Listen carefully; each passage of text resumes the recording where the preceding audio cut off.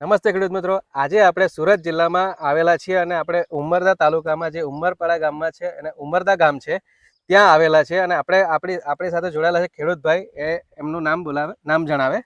સતીશભાઈ ઉમાભાઈ પાળવી, ઉમરદા ગામે રહેવાસી.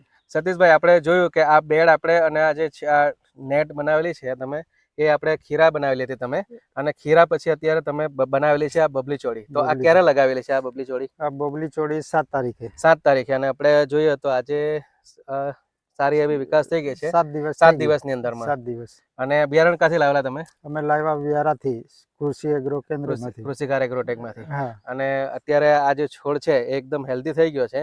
હવે આમાં તમારે કઈ રીતની કાળજી લેવાનું આયોજન છે? અમારે એને ડિન્ચિંગ કરવાની છે, ઉપર દવા છાંટવાની છે. અને ખેડૂત ભાઈઓ, જેમ સતીશભાઈએ કીધું કે આ બબલી ચોળી છે જે અત્યારે સારો વિકાસ થઈ જાય તો ચોમાસામાં સારો રેટ મળે.